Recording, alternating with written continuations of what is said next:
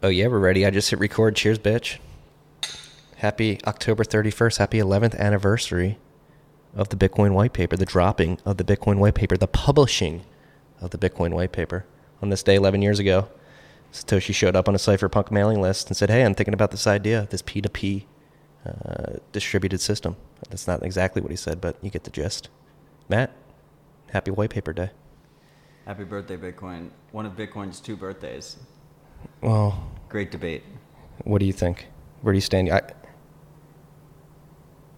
Well, today is Bitcoin's birthday, and then on January 3rd will also be Bitcoin's birthday, and then on January 10th will also be Bitcoin's birthday. The first transaction? We have 3 birthdays. Yeah. So it's, you know what? The more the merrier.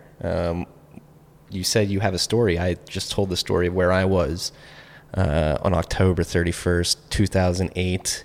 That'll be on the podcast next week, but I should just retell it quickly because it's very divulge. Very timely. I was a senior in high school, 17 at the time. I was wearing a Lieutenant Dangle Halloween costume all day.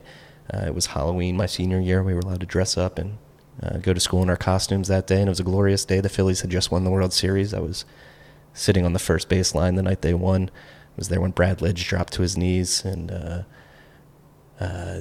Carlos Ruiz ran into his arms. And then, so we partied all night, celebrated the Phillies World Series. I went to school in a Lieutenant Dangle costume the next day, and little did I know, the little asshole that I was at the time, that Satoshi was publishing something that would affect my life pretty immensely. Now, that's a fucking great story.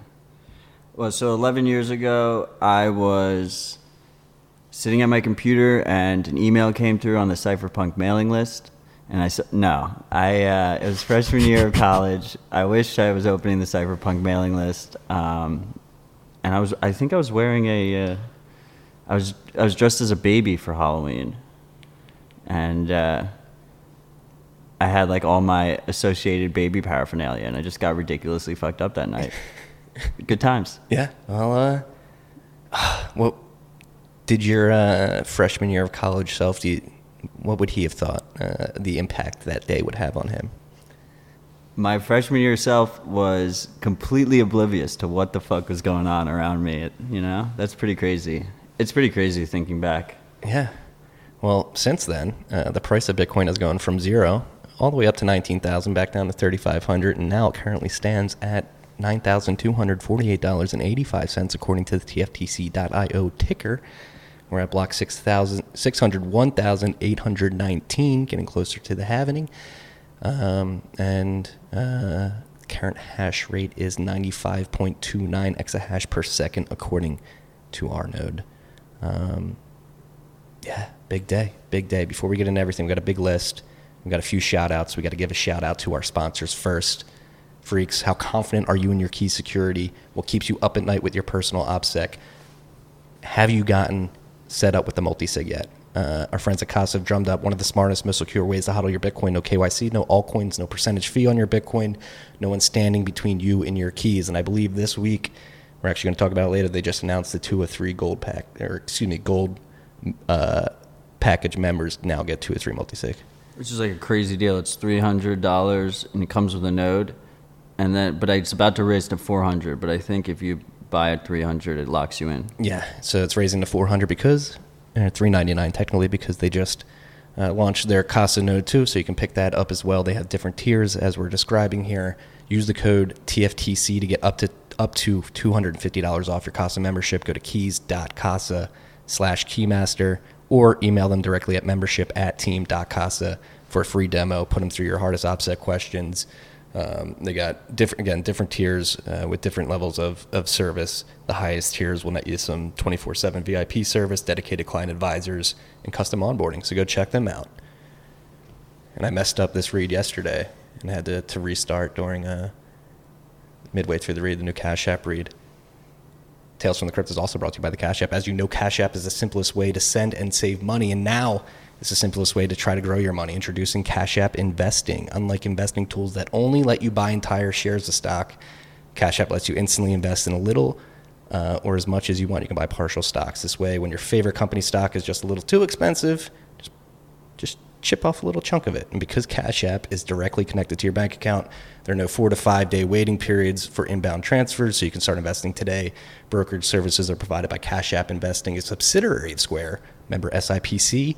And of course, on top of that, they have the Boost program still, and most importantly, the ability to stack sats, sell sats, send sats off the app to your own wallet, from your own wallet to the app. And then big news here. If you haven't downloaded the Cash App yet, they just upped our promo code. So if you use the code Stacking Sats, instead of $5, you're now going to get $10, and $10 is going to go to Owls Lacrosse. So they just upped it up.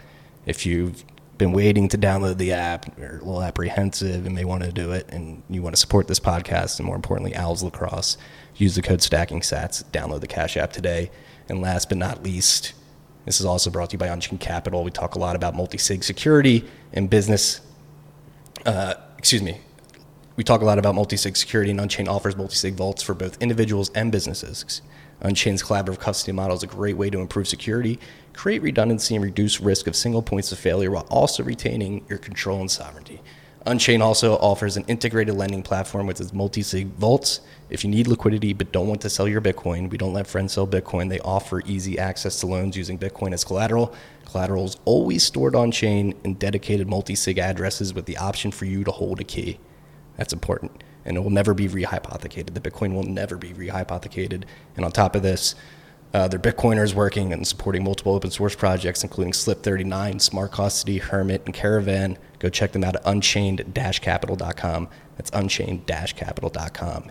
And tomorrow, I actually have an episode with Drew dropping where we talked about a lot of this stuff. So be on the lookout for that. We dove into his Bitcoin and space theory. Fuck yes, Drew's the boss. Well done on the ad reads. Also, it's 10,800 sats per dollar right now. That's very important. 10,800 sats per dollar. We just had a dollar come through on BTC Pay Server too earlier. The reason I say that is because we got some shout outs. 2 shout outs this week. One's really quick, and I have no idea what it means, but it just says, "What's good, Slurms?" Slurm spelled SLURMS. I've never been called a slurm before. I don't know if it's a dig or an endearing term. Definitely an endearing term. Okay.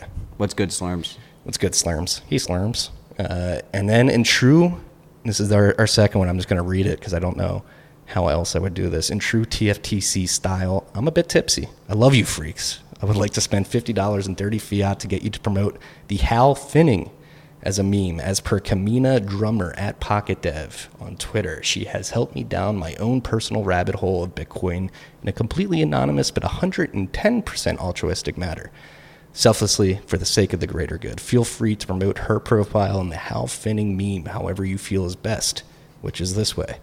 She did not ask for, nor is she aware about this in advance. I want it to be an anonymous surprise in the spirit of Satoshi himself. Brick by brick, block by block, sat by sat. See y'all in the Citadel. Fucking dug that ending. Pass love on. We're going to pass love on. I love that ending. Bit by bit, block by block, sat by sat. See you in the Citadel. Brick by brick, block by block, sat by sat. See you in the Citadel. Fuck yes. See y'all in the Citadel. So this person might be Southern. I'm going to go. No doxing. South of the Mason-Dixon line. That's we're going to reduce our opportunity set there. Big list this week, but let's talk about the anniversary of the white paper a little bit more. A lot of people are trying to discern whether or not October 31st was an important date, but or not. Some people think it's just he did it randomly, but there are some important events that happened on October 31st throughout history. One of which I think if Satoshi was being intentional with the date that he published the white paper, it's most likely because of this event in my mind. That's Martin Luther's 95 Theses in October 31st. What was that, 1575? When did he do that? I don't know when he did that. Maybe the kids were out with his wife trick-or-treating and he just had some time on his hands. I got to figure this out. But 1517, that's when it was. You don't like my theory? No, just trick-or-treating didn't even exist back then, did it? I mean, it would mean Satoshi was American, most likely. Oh, yeah, that's true. Well, that's the other thing. So there's the... So 95 Thesis, Martin Luther pin the 95 Thesis to the church's walls, basically starting the Reformation, the breakup of the church, which was very impactful throughout human history. And then also Dan Held pointed this out on October 31st, could be a hat tip to ancient Gaelic festival of Samhain. This event marks the end of harvest season and the beginning of winter. Bitcoin marks the end of fiat and the beginning of the new monetary standard. That's a possibility as well. You know, like when you're in like an English class and you spend a couple hours like speculating on what the author meant about this or that, you know, and Yeah. I always wonder like what the author thinks when they like listen to it after the fact. So I don't know. I feel like it's kind of similar. What did Satoshi mean by Was the he? date? Do you think he was intentional? Maybe just had some extra free time on his hands, and he finally got it out. He'd been meaning to get it out for a couple weeks, and he, she, they. Yeah.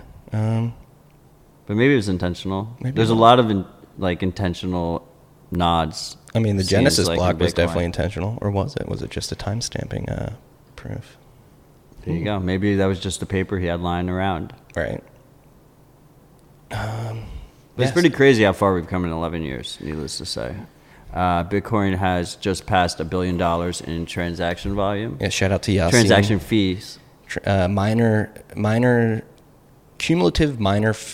fees. Cumulative fees collected by miners just passed $1 billion. Not including the block reward. Not including the block reward. Yes. Shout out Yasin Almandra from ARK Invest for pointing that out yesterday. Big milestone. Obviously, we're above block 601,000, so it's been working almost nonstop. It's over $9,000 of fucking Bitcoin.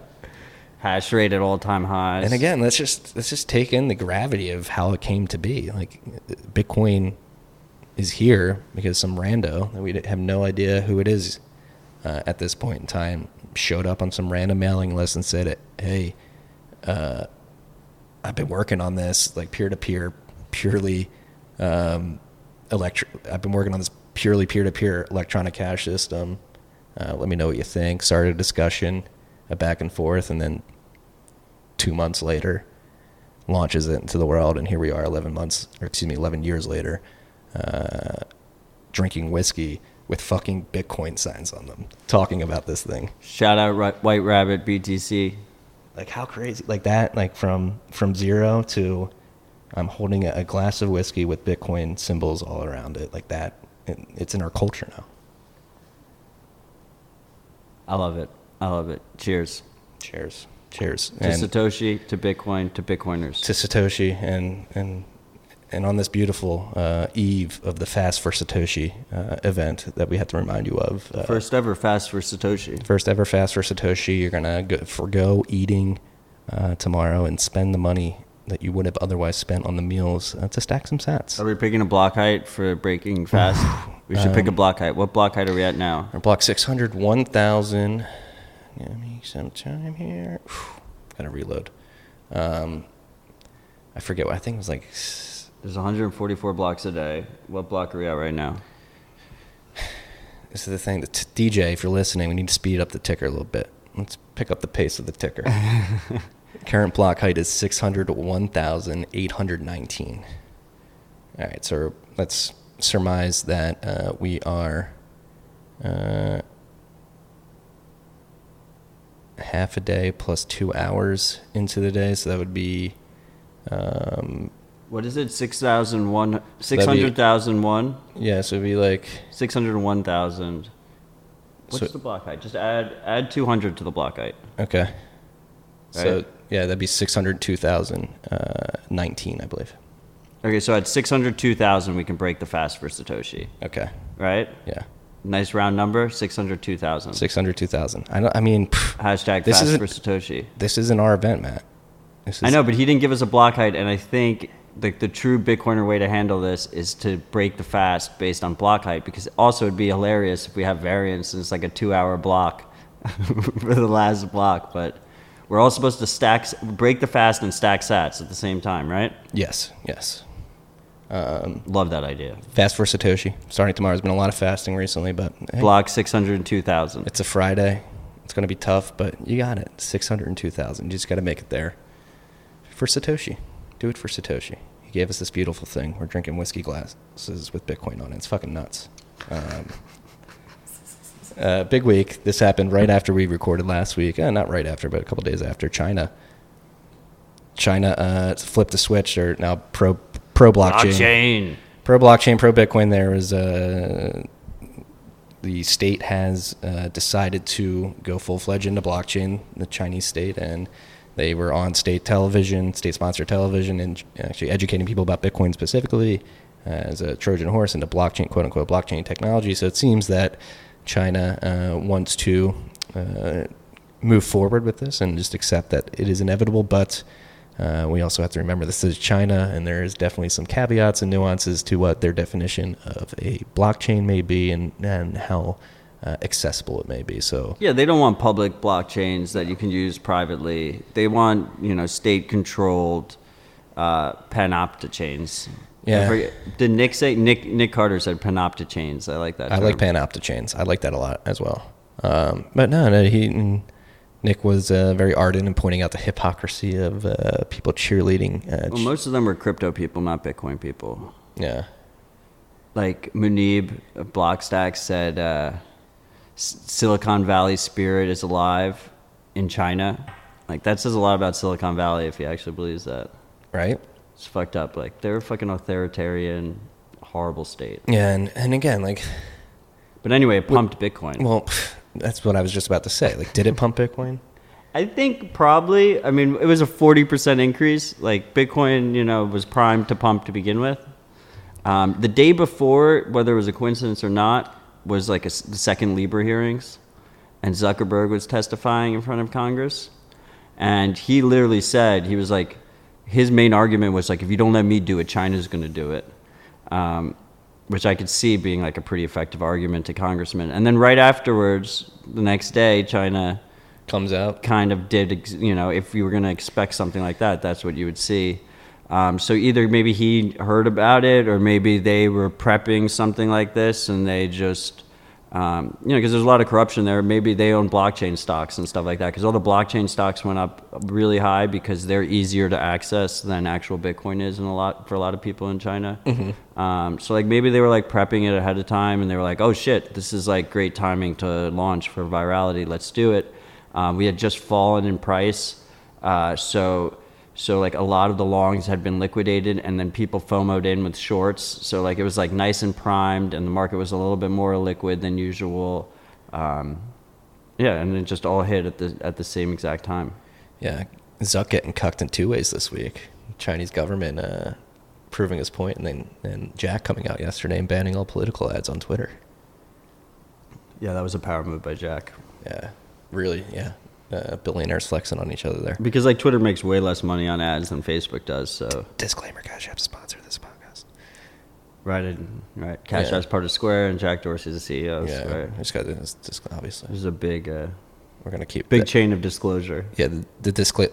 Also, I'm a Twitter shareholder. Disclosure. Yeah, disclosure and some Square stock. There you go. Very little. Full disclosure. I also have some Square stock. Now that we got the disclosures out of the way, that move by Jack was very. It was a nice. It was good nice, to quick see. Power move. It's important. So like the key that he was saying is like you can't if it's organic, that's one thing. That's organic speech, but like you shouldn't be able to pay for political reach. Yes. Right. Yeah. And then. But then Niraj made an interesting point. Like I wonder if like we'll see more influencers sell their accounts to tweet out political ads because they're immune from it. Like even Trump, did you see Trump just like tweeted out a political ad from his personal account instead? He tweeted out his first campaign ad for the next election. He just tweeted it right out of his personal account last night. I didn't realize that. Yeah. And like that's not banned, but like you can't pay for the reach. But then like people, like I've been getting into shit with people on Twitter lately about like are giveaways paying for reach?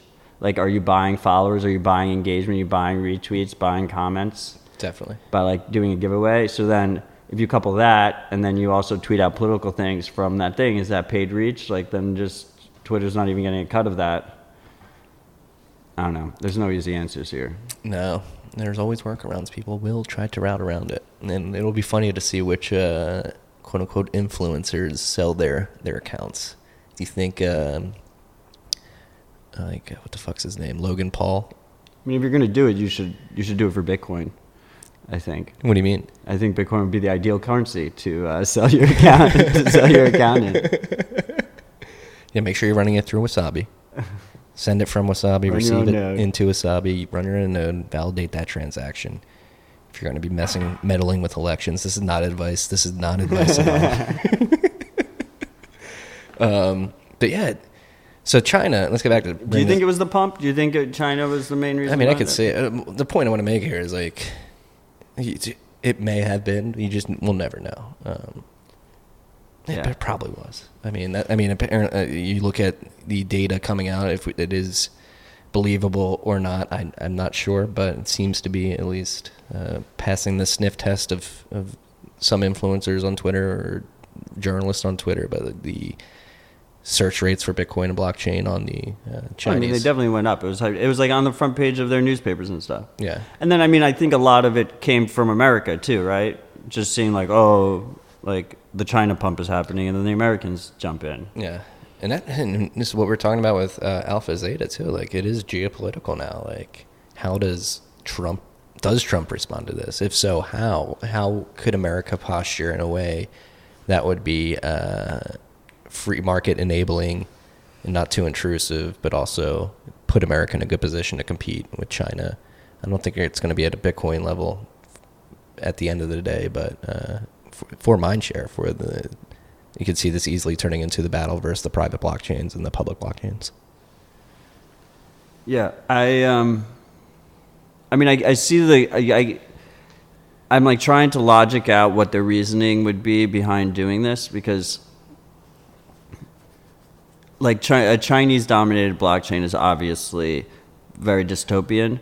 But is it any more dystopian than something like WeChat, which they already have completely dominated, right? It's like not that much more dystopian.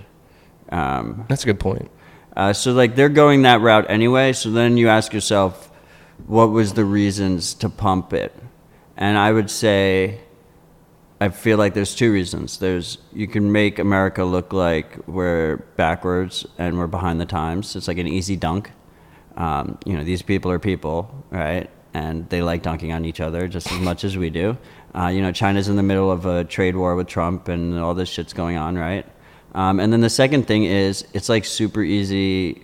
It's just like an old school pump and dump, right? Like we've seen this in Bitcoin's history so often, where like someone who has a lot of influence realizes they can move the price around and they can benefit from it ahead of time, right? Like that's actually a theory I've heard recently from people close to the situation in China, is that maybe these altcoins are just a wealth extraction tool to the east from the west, right? The Eastern culture is very prone to gambling and high risk and stuff like that, especially in China. And recently, before the Chinese news was announced, like Neo pumped like 100%, I believe, in the last month or something like that. And then pumped even more. All the Chinese ones, all the Asian ones pumped harder after he made his comments. So there's something like, we are obviously very have a very American bias here. Like as much as we believe and are very confident in the fact that Bitcoin will be a winner take all in this market, there is other forces at play, other cultures at play that aren't really in it for store of value, but more high risk gambling. I mean, we could have pump and dumps on the side and like all these altcoins while Bitcoin continues to decouple and move up higher. Yeah, I'm not. That's probably what we're gonna have. Like that's probably gonna be the result, right? Yeah, I agree. But I'm not trying to insinuate that any of these would ever overtake Bitcoin at any point in time. But that just the human drive to gamble. And wasn't Vitalik in China this week too? Yeah, a lot of people on crypto Twitter have changed their Twitter names to Chinese. Well, I think that's like part joke because Dovey did it first, and then Udi started doing it, and oh yeah. I wonder what my name looks like in China. China, oh my God, Jesus Christ, in Chinese. Your name would look exactly the same in China if it was spelled with our characters. Yes, it would. I wonder what my name looks like in Chinese, spelt in Chinese. Yeah, so the China meme's big. It was big this week. I would not expect them to be very forward thinking with public blockchains in the future. I would expect them to turn into a panopta chain, as Nick Carter said. Oh, one other thing, just to get you guys ready for it, is they've just renewed their ability to create a dump of China bans Bitcoin, which is their favorite. If we remember in the last cycle, it was just like every week China banned Bitcoin and the price got hit. So be on the lookout for the next China banned Bitcoin FUD. Yeah, this is a big setup for a big FUD line in the future. There you go. If they can move the markets up and down, people will do it. All right. People will do it. We shall see. Next topic, our friend, my co-host, our beautiful Matt Odell put together a nice infographic for you freaks of Wasabi verse Samurai and the different trade-offs and how they're set up. So walk us through it, Matt. I mean, we've talked about it a bunch of times. We talked about it on the pod the last 2 weeks. I just wanted to put it down in writing, just easier to digest. So if you freaks have any more questions about the different trade-offs between Samurai and Wasabi, I enjoy and use both, and I appreciate both the teams. Just go check that link and look through it. Yeah, and there's a lot of drama. Can we get peace between the Wasabi and the Samurai? There will never be peace. Let's let there be peace. Give peace a chance, hopefully there'll be motherfuckers. less drama. That'd be nice. And just constant improvements. I want them to each one up the other. That would be nice. Yeah. And also today is Wasabi's 1-year birthday. Happy birthday. I've said on this pod before, confusingly, that it's 2 years old or 1 year old or 8 months old. I'm all over the fucking place. And it's been officially 1 year. And that's pretty fucking crazy, I think, how between Lightning and CoinJoin and BTC Pay, where we've come in these last year, just in terms of tools built on top of Bitcoin, is absolutely mind-blowing. Like, we are ripping. It's just, impressive, super impressive. Yeah. So happy birthday to Wasabi. Let's give another shout out to Join Market as well. Join Market is another. Oh yeah, that's very important. Yes. So Join Market we actually don't talk about loud on this podcast because it's not very user friendly. Doesn't have a GUI. You have to use the command line. They have a GUI for a graphic user interface for takers, but you still need to use the command line to set it up, and you need to run your own node. And you should be running your own node anyway, but it's very complicated for the average person to use. I think like 95% of people on Bitcoin Twitter can use Wasabi or Samurai. Probably 15% could use Join Market. But Join Market is really cool in that it doesn't have this centralized coordinator like they do on Wasabi and Samurai. And the way they get around that is the coordinator is literally the person who is the maker. So someone offers up, a certain amount of Bitcoin that can be mixed, and they put whatever their fee is, and the fee is set by the market. So basically everyone's putting their different fees, and you can choose from which one you use, so it's competitive. And then the taker takes it and creates that transaction. So it creates a financial incentive to provide CoinJoin liquidity, which is dope. We love financial incentives in Bitcoin. That is fucking awesome. It's worth noting that Samurai is kind of inching towards that because you don't pay for remixing. So it's almost like the taker is paying the mixing transaction, the miner fee and the mixing fee. They're paying for the maker, right? So it's close, and presumably Samurai could eventually make it so you actually make money to provide liquidity. I think that would be pretty dope, considering I already provide liquidity anyway. It'd be nice to make a little bit, and it'll drive more liquidity. So also it would be awesome if we could see Join Market become easier to use, and it looks like some people are working on that. So stay tuned. Wow, this thought just crossed these two wires just crossed in my brain. So you can have, if they offer the makers a percentage fee or fees, that could be like a quasi Bitcoin savings account, right? While you're providing liquidity for CoinJoins. Without a trusted third party. Yeah, just like Lightning too is similar in that way. In both cases with large amounts of liquidity, prices should get driven down, right? So the actual fees you can make are going to go down if it's relatively easy for people to enter the system and provide that value. Yeah. I was just recently on Ledger Status's podcast, and he's a Lightning noob, and we were talking about Lightning, and he asked me if I thought like Lightning fees would rise, and Rusty Russell was just talking about this, and he thinks they are definitely going to rise, and I mean they're super low right now, so they are definitely going to rise, but I'm not sold to like on how sustainable levels they'll reach, because it's so easy to run a node. You can run it through Tor anonymously. You can run it for low cost.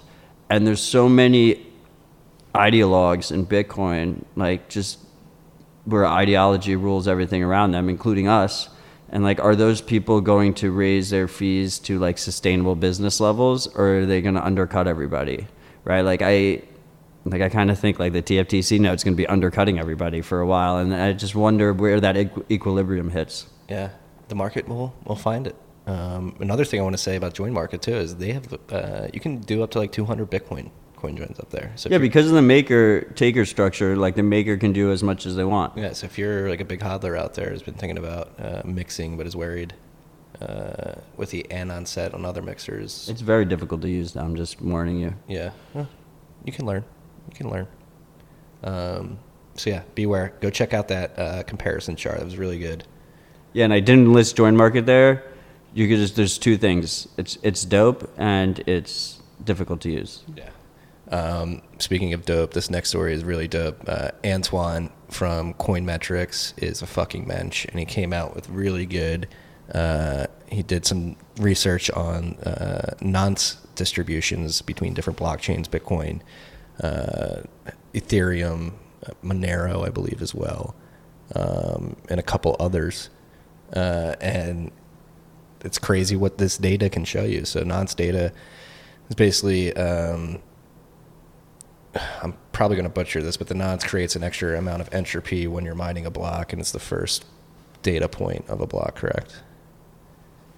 And yeah, it's like where they cycle through the numbers, right? Yeah, and it's supposed to have a completely random distribution, but given mining hardware, depending on where a blockchain is and what mining hardware is used on that blockchain. So Ethereum, it's highly speculated that it's mainly GPUs, but this data is proving that maybe around block, or there's ETH ASICs now with Bitmain, right? Was it Bitmain or Antminer?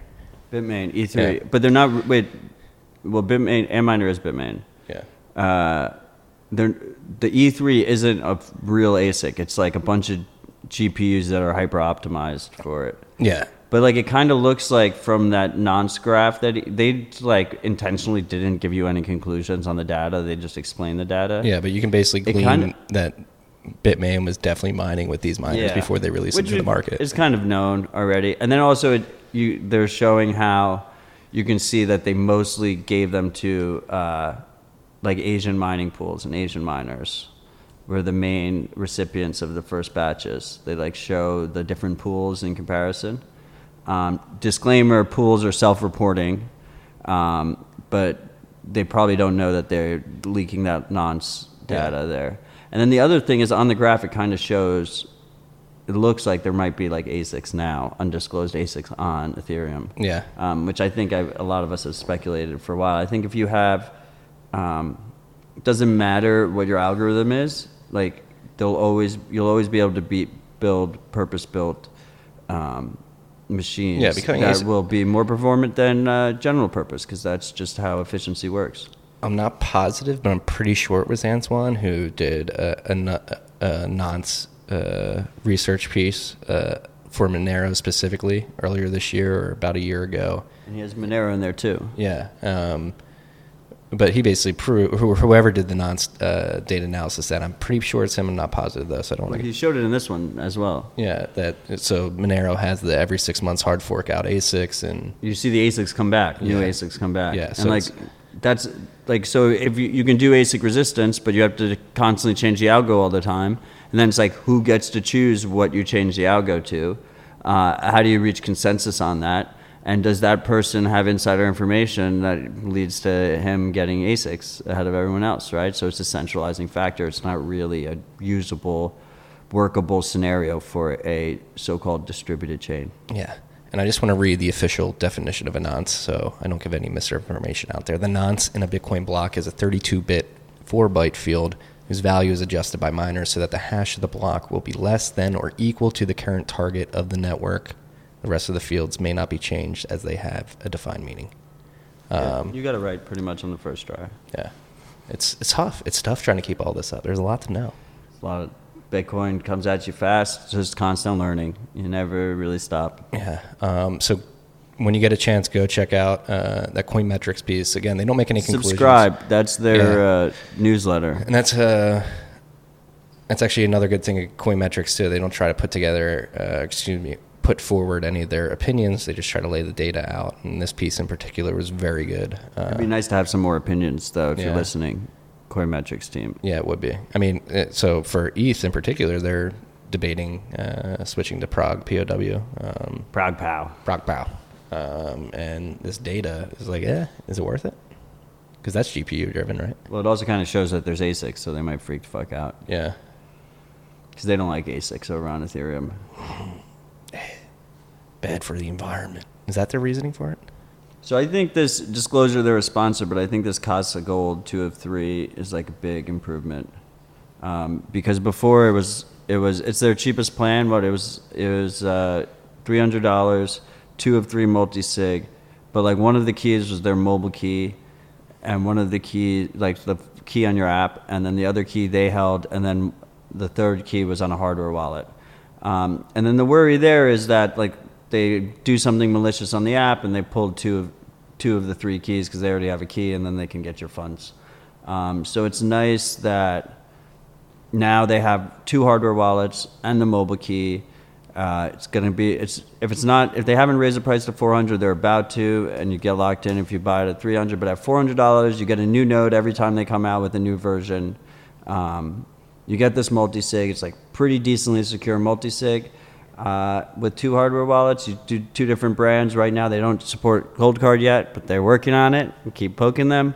But like you have a Cold Card Trezor, Casa multi-sig. Like that's probably pretty good. 2 caveats there are privacy and sovereignty. You're using their node to validate your transactions, and they say they're not logging, and I don't think they're logging, but they presumably could if they wanted to because they see your balances. So those are the 2 issues. Yeah, I doubt Jameson Lop is logging, but yeah, it is something to be aware of. And yeah, so the 2 of 3 multi-sig is now open to gold members. But I think the dream is they're gonna fucking run all this shit through the Casa node, which would be fucking dope. Right. But like this is, so Nick also did a presentation, Nick Carter recently. I don't have that in there. We actually should talk about it, about custodians and how much Bitcoin they own. And right now I think he has it at like 4 million Bitcoin on the lower bound or something like that, 3 million, 4 million Bitcoin, which isn't... It's surprisingly low, my opinion. Right? Yeah, it is the lower bound. So like he doesn't have some Asian exchanges in there, but like the 2 big ones he has, like Zappo and Coinbase, and it's not so. But for those people, like if you're using a custodial solution right now, like something like Casa or Unchained is like massive improvement over custodian. So yeah, multi-sig is a massive Disclosure improvement. Unchained is also a sponsor of the podcast. Yeah, disclosure. But multi-sig's just overall better from a security perspective. Well, I mean, there's different trade-offs, right? Like, because you do have this privacy for big amounts. Well, you have this privacy trade-off, and there's like, I think like the Casa app is still closed source. So like, and they're showing you like your receive addresses, and then you have the issue with Unchained where they're showing the receive addresses, and it's through a browser, so you want to make sure you don't have extensions and stuff. So like, there's so much fucking nuance between security and where does privacy bleed into security. But in general, yeah, multi-sig like removes single points of failure. It allows you to be distributed and have your keys in multiple places. If like your house burns down or something fucking happens, you lose a key. That's fucking dope. And I think in general, just like using multiple methods is like probably one of the key things you can do, because it's it's like the Titanic. Well, the Titanic didn't work, but like at least it's compartmentalized. So like if you lose one however you stored it one way, you lose that. You still have the Why rest are you of going your to bring Bitcoin. the Titanic's a terrible analogy. But they pioneered this tactic. They just didn't implement it well. It was an implementation detail. It wasn't the strategy was sound, just the implementation was poor. Yeah, obviously. And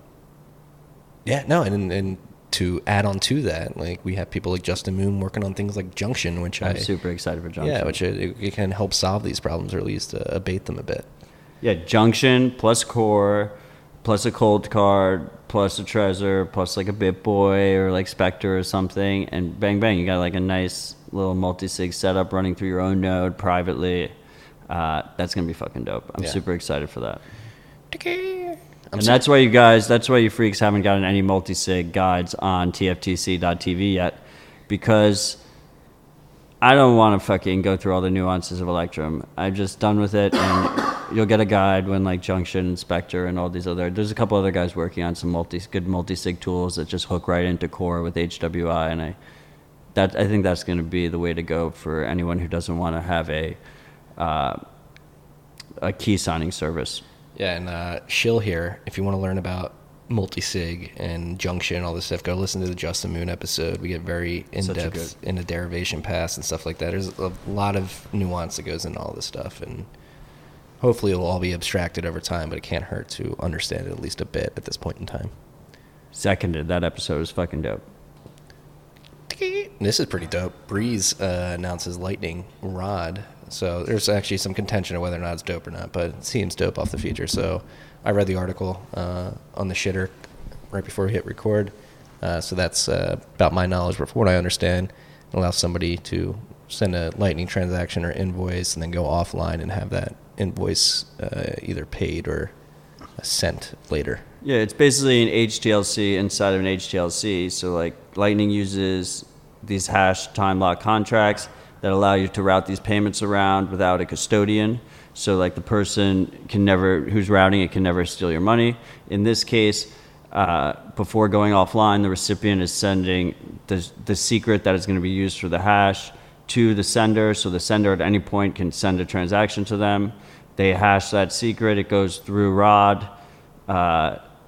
And then, so if they don't take it, it goes back. So it's either you either prove the hash or the time lock expires and it goes back. And then once they approve the hash, the sender can then be offline still because Rod takes it back. And in that case, it's a HODL invoice, which is a longer term HTLC, which basically like instead of expiring in an hour or 2 hours, expires in like a week.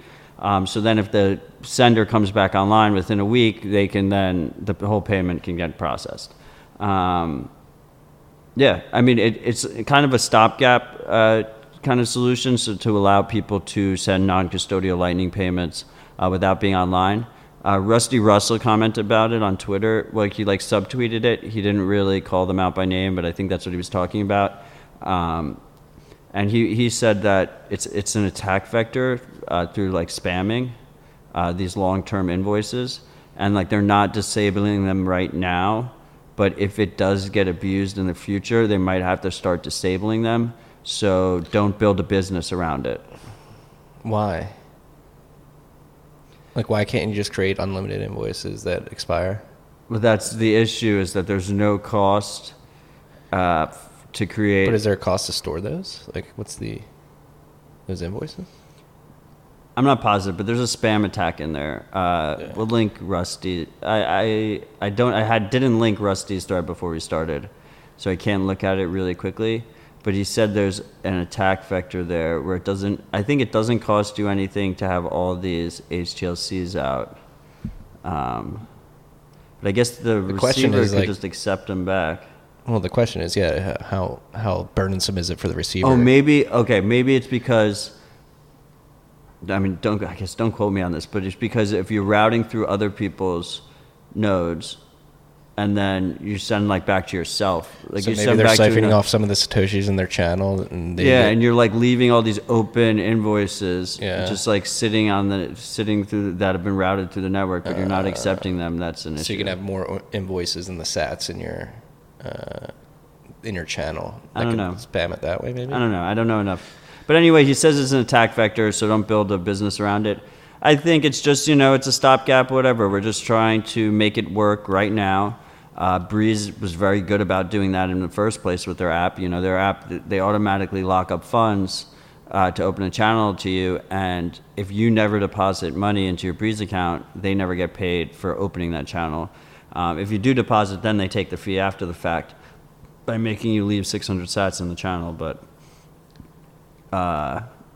that's a trick to use right now in order to make Lightning onboarding easy without custodians. So that should be commended, and I enjoy the Lightning pun. Yeah, Rod. Lightning Rod, yeah. Shout out to Rod Rudy from Bitcoin Magazine, too. That's the first thing I thought of, Lightning Rod. Shout out, Rod. Love you, brother. Congrats on Tony Hawk. Oh, yeah, they got Tony Hawk for Bitcoin 2020. Yeah. Which we had heard grumblings about for a little bit. So I think tickets are still pretty cheap. So if you remember an earlier episode, I shilled it pretty hard about going, or at least buying a ticket at $20. And that was because there was a pretty good chance Tony Hawk was happening. So Tony Hawk is happening. We're not sure if a half pipe's happening, but it might happen. And maybe Uncle Marty's got to hop back on the board. Dude, it's gonna be good. It's gonna be good. Maybe I'll drop in with Tony. Oh, so if the freaks aren't aware, Tony Hawk nonchalantly in a Twitter thread 5 years, baby, dropped that he has been in Bitcoin for 5 years. What was it, 3 months ago or something? Yeah, in June. And it was just someone unprovoked underneath in one of his tweets was like, "Do you like Bitcoin?" This wave? No, because I think it was pumping the April 1st pump or something like that. He's like, "Are you riding this wave? This is a half pipe you've never even seen, Tony." He's like, "I've been riding this wave for the last 5 years." What? Shout out Tony. I don't know if you're a listener. Well, we're excited that you're going to be in San Francisco next year. Tony Hawk Pro Skater was the best fucking game. Actually, that's a game we didn't mention last week that was very formative. The soundtracks of those games were extremely formative for me. And being a kid from Philly and then transplanted to Delco, huge Bam Margera fan. When Jackass was hitting and CKY videos were out, I was a huge Bam fan, and seeing him on Tony Hawk was insane. And Tony Hawk was one of the most fun games to play. If you knew how to manual and transition, you were getting a couple mil points in one ride there. I fucking loved it. When Tony Hawk Pro Skater game with Sats? Sooner rather than later. He's a forward thinker, Tony is. It'd be great to get him on the podcast. That'd be fucking dope. I'm working on it. Tony, if you're listening, I've been working on it. I'm in his DMs, don't worry. On Instagram. He has his Instagram DMs open. There you go. We love you. We love you, Tony. Come on the pod. Really? My dad would be fucking ecstatic if we got Tony on the pod. He used to sit with me and my brother and play PS2 all the time. There you go. Yeah. Lightning and privacy. This was actually something I was going to write about yesterday, but I got thrown off the beaten path by a crazy Fed paper that we'll talk about later. But Eric Wall gave a great speech on just actually Big Brother. There's many things. He explained how surveillance states surveil their citizens, the state of cryptocurrency privacy at the moment, where it's lacking, where it's good, and then how it could get better in the future.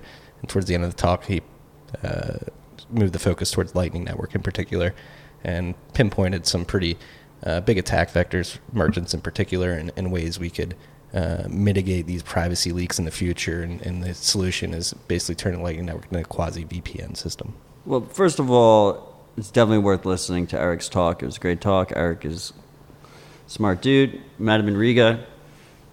He's a pretty great dude. And he's doing a bunch of work for the Human Rights Foundation now, which our buddy Alex Gladstein's over there too, which is great. Lightning, specifically for privacy, I think is very underrated. Are there some pitfalls we have right now? Sure, but it's still a very young network, and it makes substantial privacy gains over basically recording every single transaction you make on this ledger that's going to exist for all of time, right? So with Lightning, you need to be doing active surveillance. You have to be running nodes. When Lightning is mature, at least, you're going to, because right now there's just not that many Lightning transactions or Lightning channel opens and stuff like that. But especially when we have Schnorr and Taproot. But anyway, you're going to have to be running multiple nodes, staking Bitcoin, essentially pumping the price of Bitcoin, increasing liquidity of Lightning Network, and running these nodes and logging transactions that go through your nodes. Because every time it goes through a hop, like you need to be able to see that hop and see it happening, right? And private channels are going to make that even more difficult. So there's some major privacy gains to gain from Lightning here. And then other little things like when people buy stuff, like when they buy merch from our store, and their address gets provided, right? So they could be getting tied to their Bitcoin and their address, their human address. Well, freaks are actually on top of this, and most of our transactions are coming via Lightning. Well, that's fucking dope. But the key there is what most people don't realize is when you pay with regular on-chain Bitcoin, you usually pay with the UTXO that's more than the amount that you're paying with. But obviously, you don't have an exact amount in UTXO. And in your wallet, you get back the change, right? So if you get back that change is linked to your address, and then you're screwed. You don't realize if the person's logging or reporting those addresses, you don't realize, and that change is sitting in your wallet waiting to get commingled with your other Bitcoin and link you. But with Lightning, there's no change. And one of the interesting things is this week in BitDevs, which is our awesome New York City meetup that we have once a month, they brought in a chain analysis team, and there was like a Q&A period, and I asked him, he was like, we can jump between chains, we can see through shapeshift, we can see through all this stuff. He specifically named like 2 things he can't see is like if it goes into an exchange, because that basically acts as like a centralized mixer, or if people are using Monero, they're not like, but they can see going to and from Monero, like if we go through shapeshift. And then I asked him about Lightning. I was like, are you actively tracking Lightning?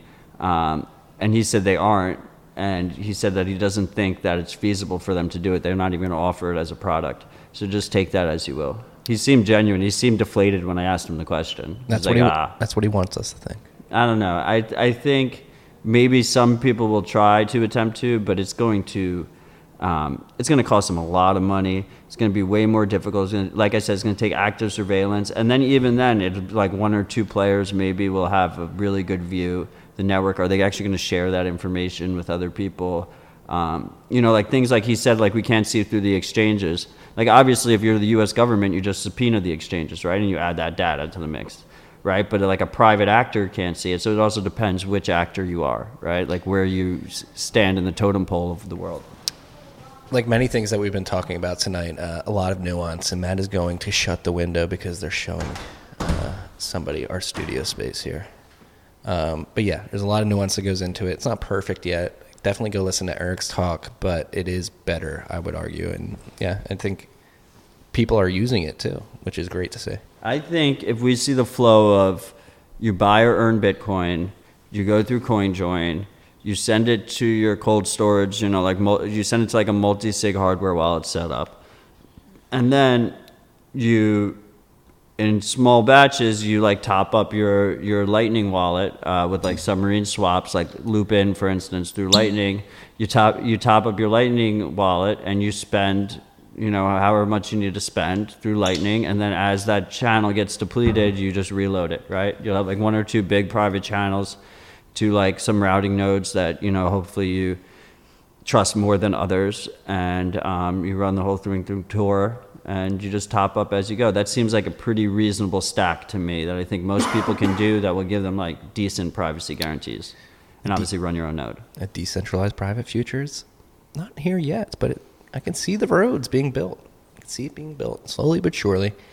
Staying on the topic of Lightning, if you are running C Lightning, they just released version 0.7.3.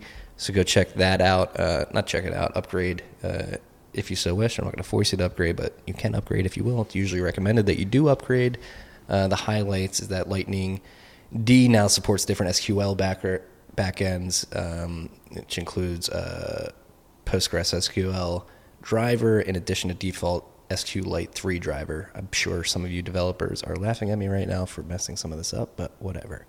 Ability to supply a Bitcoin address to close a channel, which is a function within C Lightning in particular.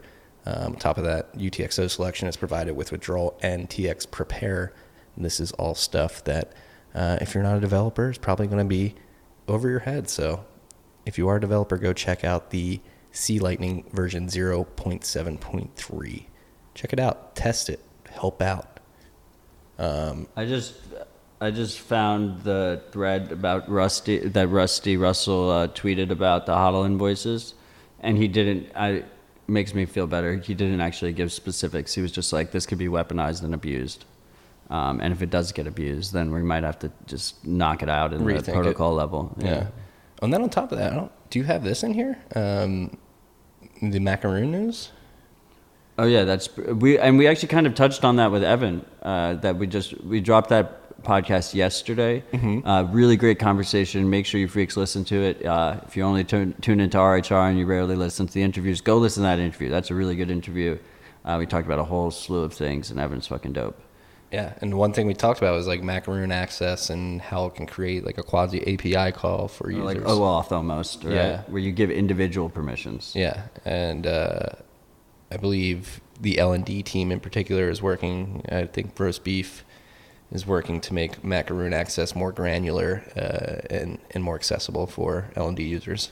And I think it's next release. It's not out yet, right? No, not out yet, but they're definitely, I think there was debate about whether or not they're going to do it, and it seems like the debate is over and they're going to do it. Like right now there's only 2 macaroons. There's read-only and everything. Yeah. So it'd be nice if you can just split out those permissions to like a bunch of different things. Yes. Different levels, different permissions, blah, blah, blah. So be on the lookout for that as well. And then this was actually,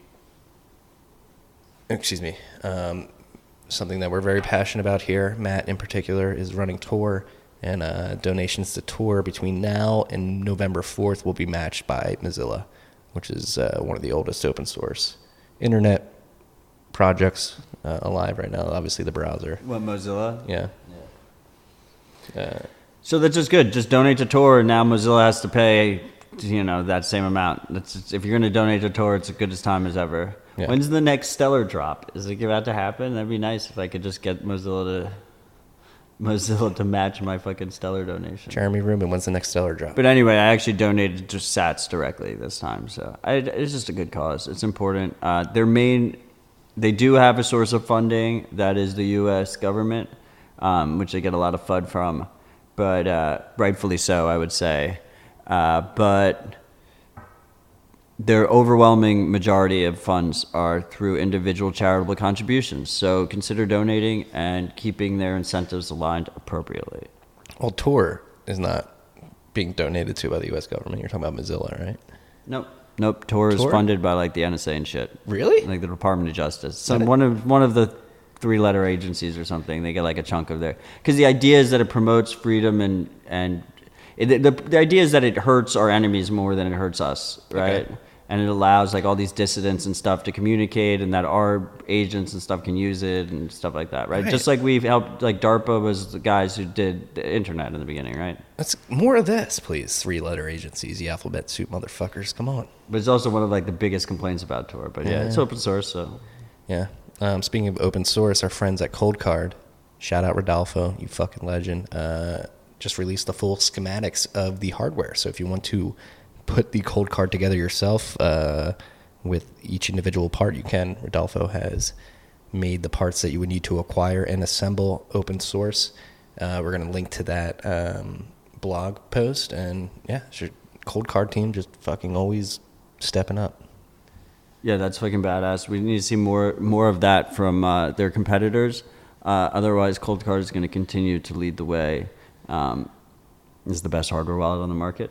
The other thing I wanted to shout out, because Rodolfo is a boss, he's having his second meetup in Toronto, where he's from. November 12th, the Bitcoin Fixes Everything meetup. And there will be cold cards given away and some Bitcoin too at the meetup. But supposedly this is his second one ever. The first one was a massive success. So if you're in the area, consider going to that. That should be a lot of fun. Rodolfo's a fucking boss. Shout out to our Canadian freaks. Fucking love you guys. Big fan of Canada and Canadians in general. Love your lifestyle, your approach to life, and your overall niceness. It's just appreciated in a world that's going pretty pretty curmudgeonly these days. It looks like the guys behind HODL with Lendon, with Lendon. Is it Lendon.io? Ledin.io, LEDN.io. Are also organizing it with him too. So shout out to them. Yeah, shout out to Ledin. Actually, they had a great. You guys should go check this out. They did the story in CoinDesk. I know this is going to make a lot of Bitcoin maximalists freak out, but suck it up.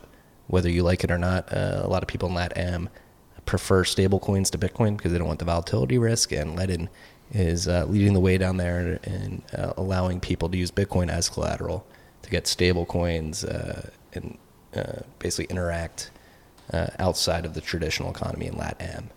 I think, did Lee write that? I don't know if Lee wrote it. She might have. Might have been Lee who wrote the article. Well, she wrote 2 other great articles. Yeah, about the dissidents today? She wrote one about, from a Chinese perspective, we have both links in the show notes, and one from a Lebanese perspective. And we're about to talk about both those reasons, but at least this one connects more. In Argentina, they just made their capital controls even stronger. So before it was 10,000 per month USD you were allowed to move out of the country. Now it's $200 per month. So you can see, like, with a service like Lendon, Ledin. It's a horrible name, to be honest. I think that, yeah. You know, yeah, it's just hard to pronounce. I don't even. Anyway, but that's besides the point. Cool product. It's a two-sided business, right? Like, they need a fiat rail and they need a Bitcoin rail. That's that's their whole product.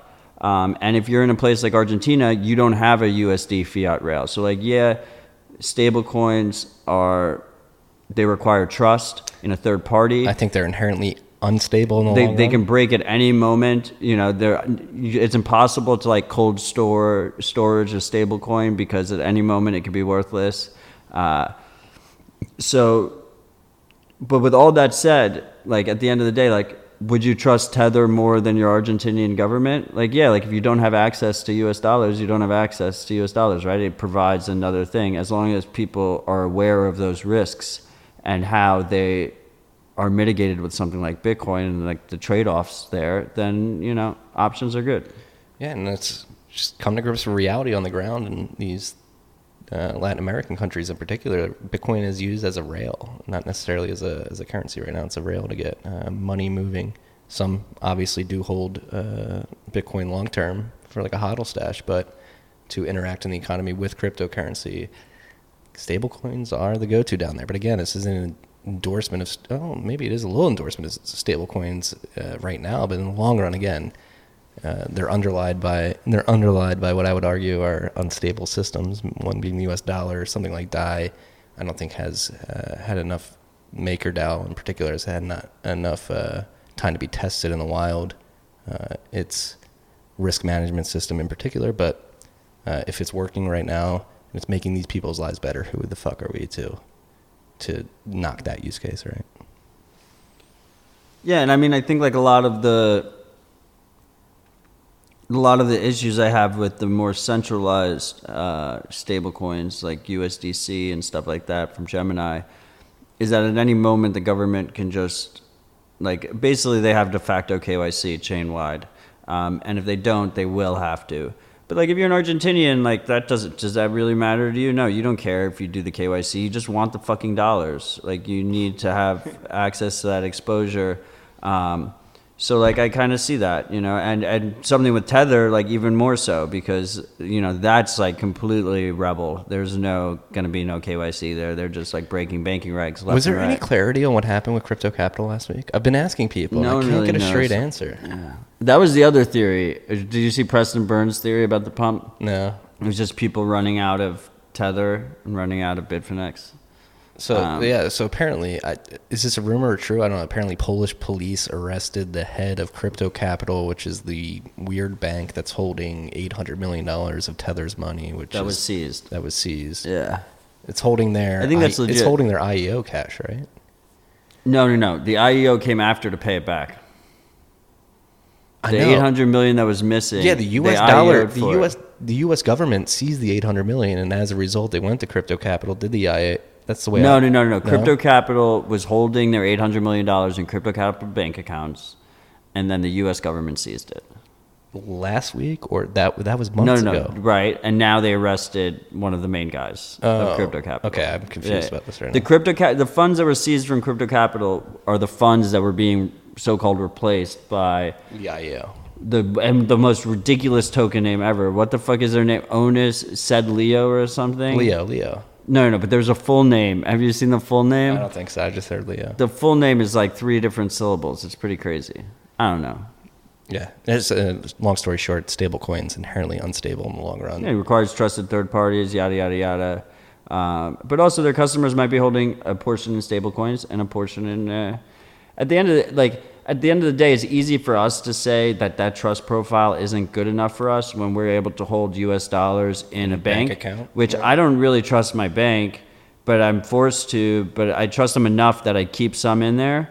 Like I feel like that's like this level of trust they have with stablecoins, right? Is like they know they can get fucked at any moment. I know I can get fucked at any moment at the bank. I'm just taking that risk reward ratio, into account and making a calculated decision. Yeah. So beware, and hone in more on the other aspect of this. People are being forced into doing things like this because their countries and central banks are instituting these crazy bans. So Lebanon, you can't move cash out of the country right now. I believe their banks were shut down are they still shut down? Yeah. So where are we on day 12? It's been a while now. Yeah, it's been like almost 2 weeks that their banks have been shut down. Argentina, again, we mentioned $200 per month. Out. You can't pull money out. This is why we Bitcoin. Yeah. Like stable coins don't solve this problem long term. Yeah. But they provide this intermediate bridge. Yeah. And the data is proving that. Like it's not theoretical. Like you can just look at what people are doing on the ground. This is an observation of what's happening, not a prescription of what we think should happen. Also, you can track Argentinian local Bitcoins volume on usefultulips.org. Oh, dude, we don't have that on the list. Shout out Matt Alborg coming out with some great data. Yeah, I mean, that was the first thing I checked when I saw Argentina lowered it to 200.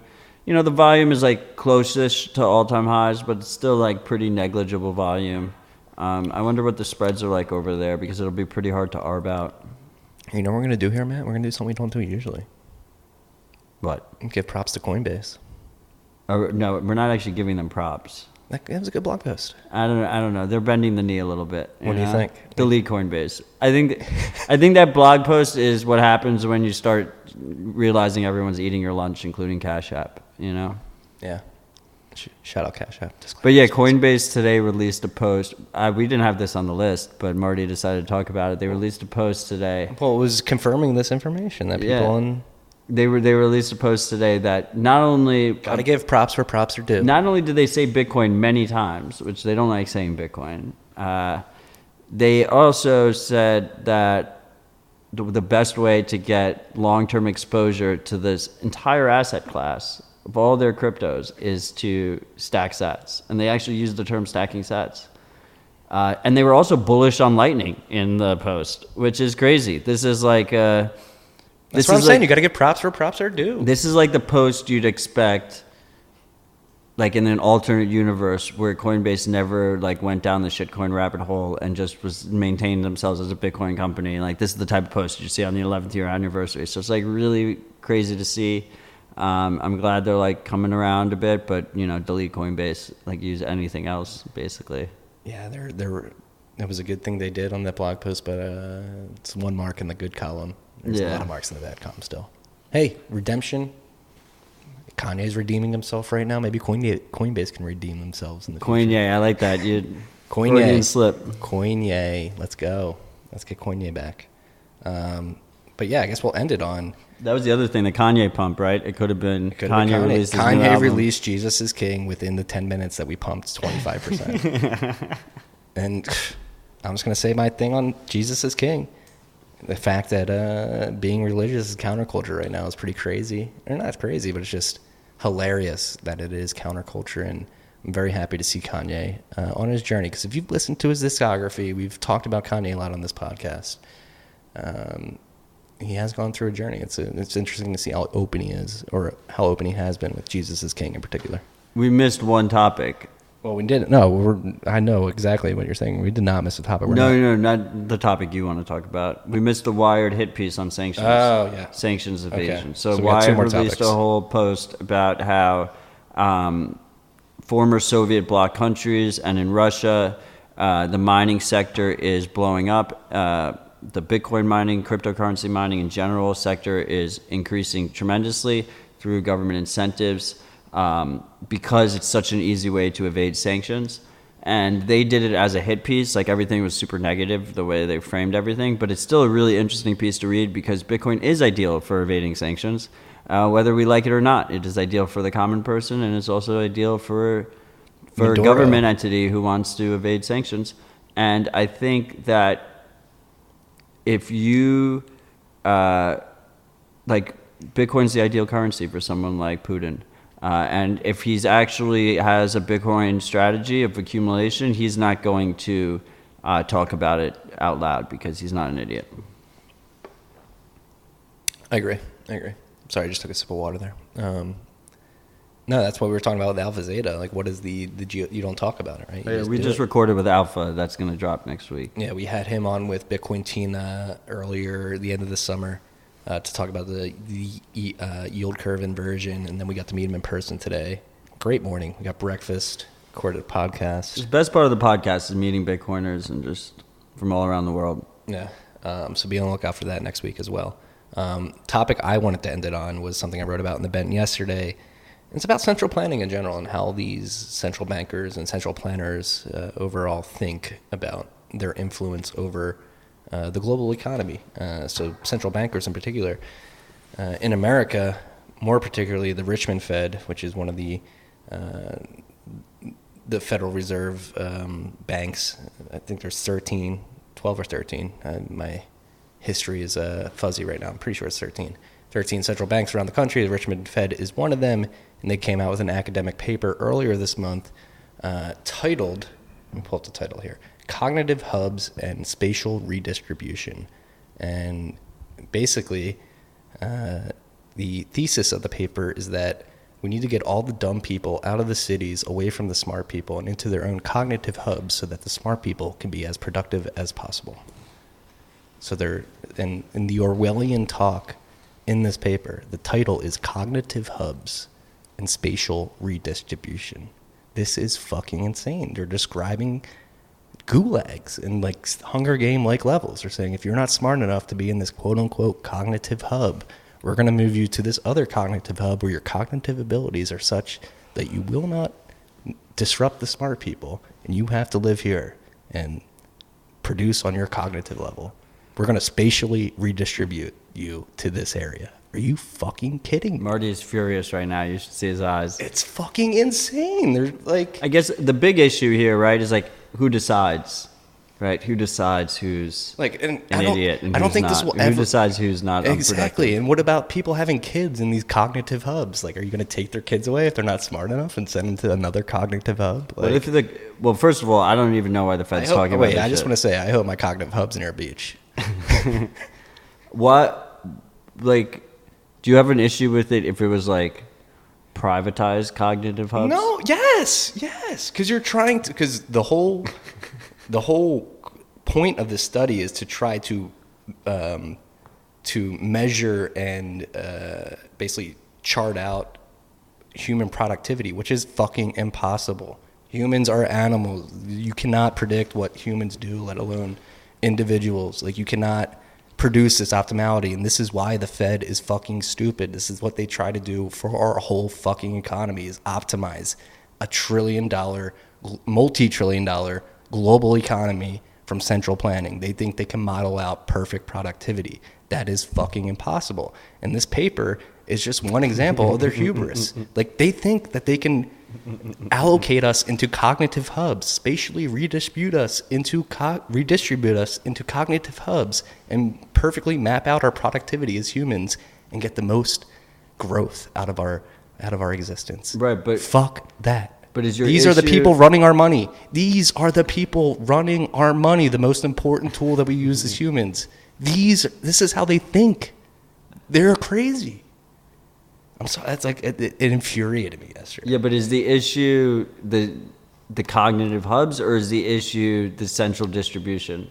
It's all of it. The fact that you can But like, what if you had a situation spatially redistribute? What the fuck? How Orwellian is that term? But what is it? Very, very Orwellian. But it's because you're actually doing a centralized redistribution, right? Like, what if you had like Citadel-esque situation where you had to apply to access citizenship to the Citadel, right? Jeff Vander brought this up. Like, we dream about Citadels all day. This might be what a Citadel future looks like. And I am. But if it's privatized, is that a problem? Like, should a government be able to say, like, if you want to immigrate into our country, like, you have to have certain qualifications? Well, like, if you want to immigrate into my Citadel, you have to have certain qualifications. It's got to be opt-in. It would be privatized on that situation. If it's opt-in, right? like, but spatially redistribute is not that's the opt-in. fucked up. The fucked up part is that it's like a central actor is deciding if it's opt-in, who is willing, who is. But also, I would argue that like the capable and who's not. The drive to do this is bad for culture, bad for society, bad for social interactions with humans. We should not be driving to divide people and separate them by their economic worth. We should be trying to bring everybody up, right? It shouldn't be. I mean, the last thing we need is more government intervention. Yeah, and the last thing we need is government spatially redistributing people. This is No, I agree. You should be mad as hell. But this came out from the Richmond Fed. Somebody from that Fed board has a direct undue influence over your life via influence on Fed policy. These people run the most important tool that exists in human history, and that is money. And they want to spatially redistribute you into cognitive hubs. Wake the fuck up. My cognitive hub is going to be dope, though. It's going to be by a beach. Celebrate the 11th anniversary of the white paper. Don't forget to fast for Satoshi. Break fast at block 600 and 2000. Subscribe.